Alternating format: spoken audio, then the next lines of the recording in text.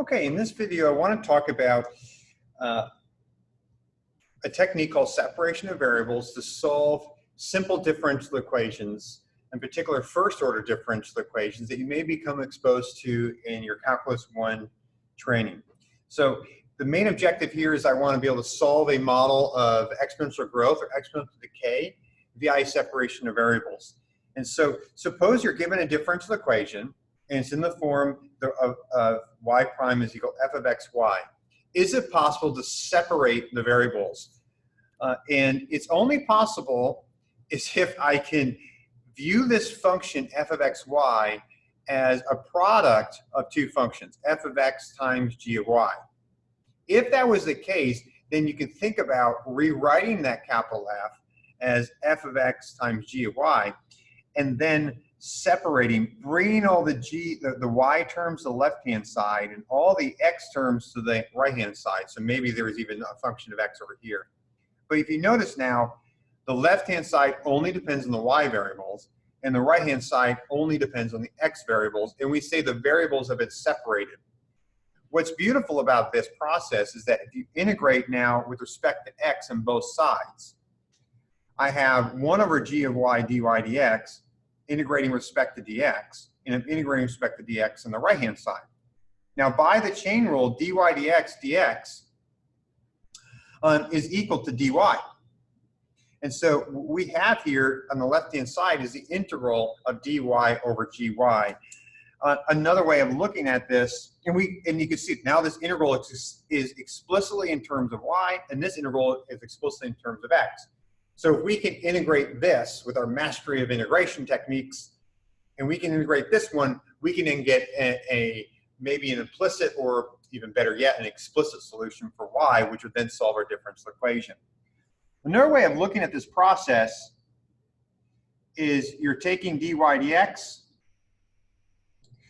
is equal to f of x g of y, and we're going to write this into differential form. In the differential form, I'm going to go to a different color here. Differential form is really amounting to treating this like a fraction and multiplying both sides by dx. But the differential form says the change in y is f of x g of y times d of x. And let's just divide through by that g of y, and you get dy is equal, dy over g of y is equal f of x dx. And then you just integrate accordingly, and now you have your same equations you have there. Okay, this technique is called separation of variables. So let's look at some worked examples here. Notice that y prime is equal xy. It's right immediately in the form of a function of x times a function of y. Let me divide through by the y and get a y prime over y and equal x. Let's integrate with respect to x. Simplify using the chain rule, 1 over y dy. We recognize now both of these antiderivatives, natural log of the absolute value of y equals 1/2 x squared plus some arbitrary constant. And if we exponentiate both sides, you really have e to the 1/2 x squared plus c. But if we use our exponent rules here, that's e to the 1/2 x squared times e to the c. And that e to c is some arbitrary constant, and I'm going to call that k. And you're going to see me use that trick often. So we get, there's our solution to our differential equation. We just figure it out. Y is equal to k times e to the 1/2 x squared. That's the general solution. If you are given a condition, such as the value of y at a particular point, you can then determine what that k value is. Let's look at another example. So I have y prime is equal to x squared y, or x squared over y. You can see that I have a function of x times a function of y. Let's multiply both sides by y. We're separating, we're integrating, and dy dx by the chain rule just becomes a y dy. Now both of these, we can see that we can take the antiderivative, and we get 1/2 y squared equal 1/3 x cubed plus c twiddle. Okay, so we get 1/2 y squared minus 1/3 x cubed is equal c twiddle. If I were to multiply by 6, I just get a different constant, and I wrote it in this form.